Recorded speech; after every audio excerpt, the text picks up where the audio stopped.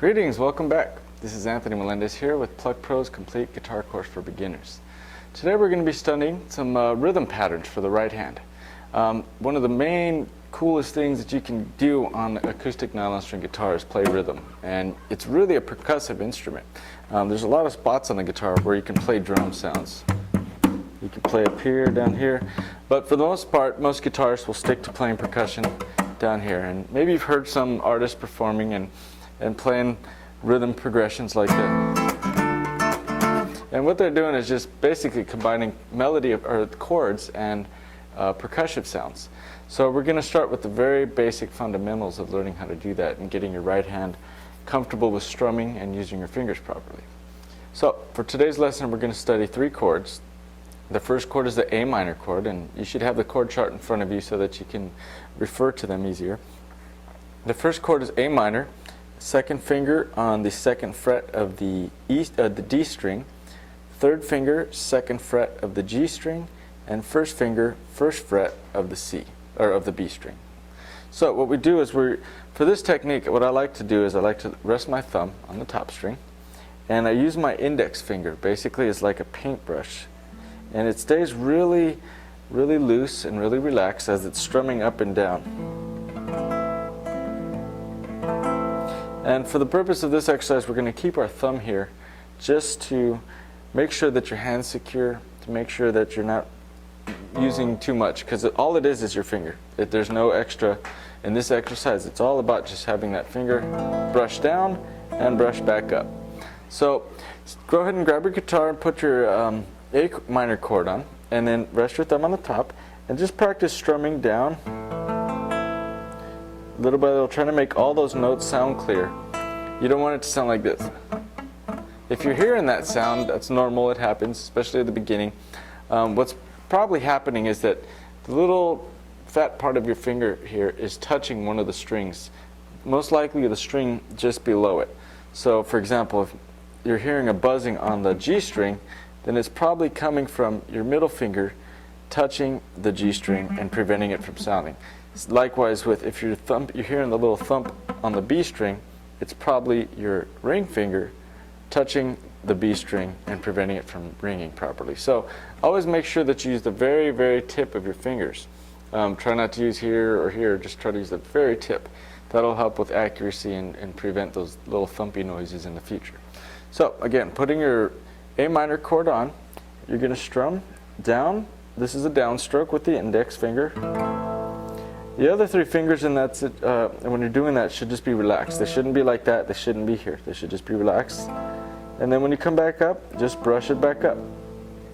I want you to make sure that your hand is following the original form that we had discussed in the previous lesson, in which you see kind of like a cross there, and your thumb is towards the neck, and the rest of your fingers are towards the body of the guitar, and that'll help keep them from crashing into each other in the future. So, strumming down, strumming up.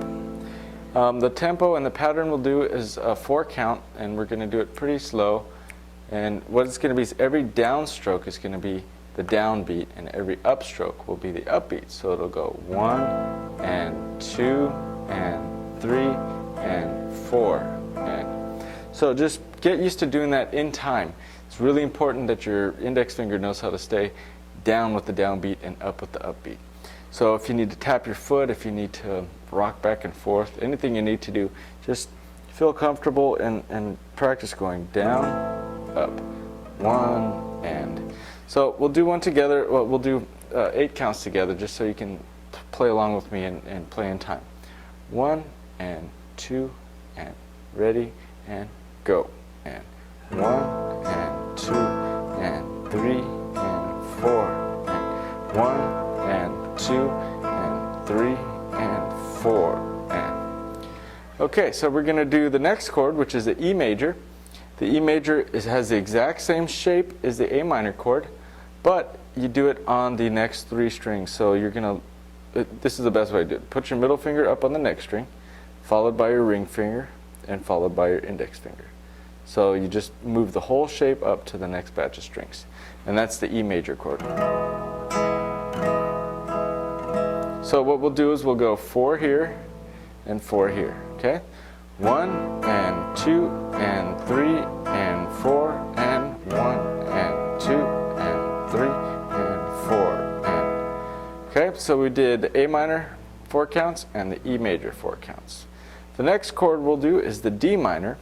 And what I do is just a quick way to always fall back on so that you know you're playing it properly is go ahead and drop one finger down at a time and go back to the A minor. So that we'll start with the index finger, then the ring finger, then the middle finger. Then we'll do it again. Index finger, ring finger, middle finger. So it's almost identical. The only slight change is that this ring finger is going to slide over to the 3rd fret. So it's almost exactly the same chord. It's just one finger sliding over. If it's really uncomfortable for you to reach that with your ring finger and you have small fingers, you can replace it with your pinky, and that might make it easier for you. But if you can, at all possible, keep it with these 3 fingers. And that's the D minor chord. Now, the only slight difference is when you play the D minor chord is that you don't want this A string to sound. So what I do is I'll muffle it with my thumb. So, first chord A minor, second chord E major, third chord D minor.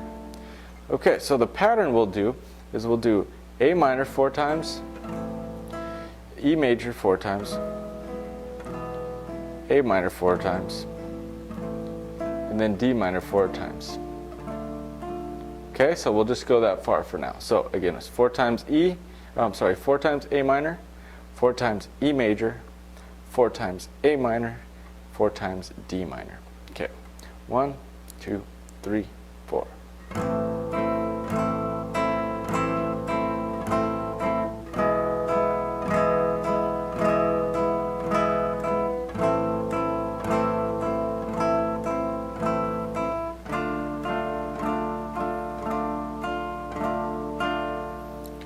Okay, so we're going to keep doing that same pattern. That's a chord progression, but we're going to add 2 here on A minor, 2 here on E major, and 4 on A minor.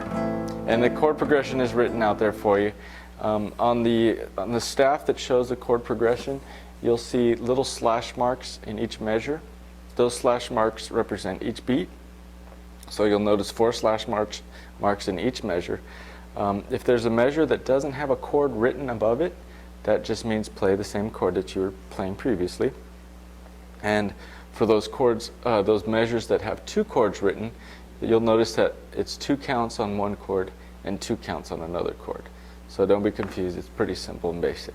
Okay, so we're going to play that whole progression now, and we'll do it medium tempo.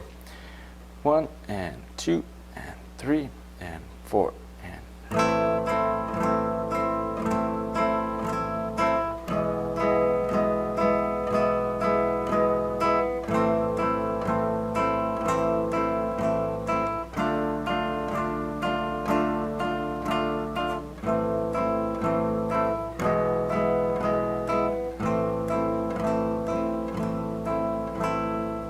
Okay, that's the entire chord progression.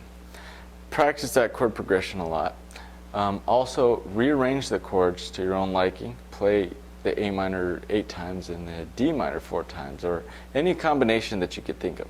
It's really important that you get used to those 3 chords and that you practice them every day, and that you get used to going from the E to the D, from the D to the A, and every combination you could think of. The more fluent you get at those, the easier the upcoming lessons will be. So practice those hard. For those of you that got that pretty quick and it's pretty easy, I'm going to show you a couple little extra notes that you could throw in there that will give it a little more interest and make it sound a little cooler. One of the notes you can add is on the A minor chord. You can add the 1st fret of the E string by just flattening down your 1st finger. You can go. And that's the only thing that it is get this finger and flatten it down so that it's actually barring or holding down 2 strings at once. So you can go 1 and 2 and 3 and 4 and. Same thing with the D minor. You can use your pinky to hit the 3rd fret of the E string and make it sound a little more interesting. 1, 2 and 3 and 4 and. Then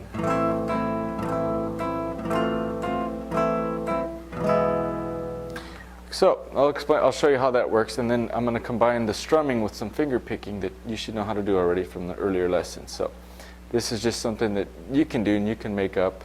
I'm making it up as I go right now. So here we go.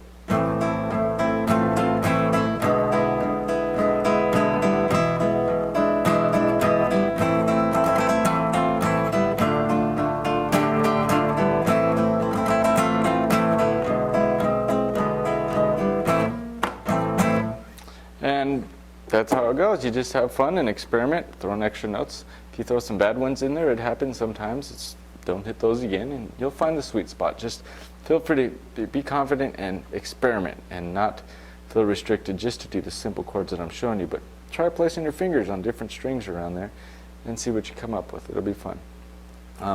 If you notice something strange that I did with my right hand, I did what's called a rasguiado, in which I strike 3 downstrokes and an upstroke. We'll get into that in a future lesson.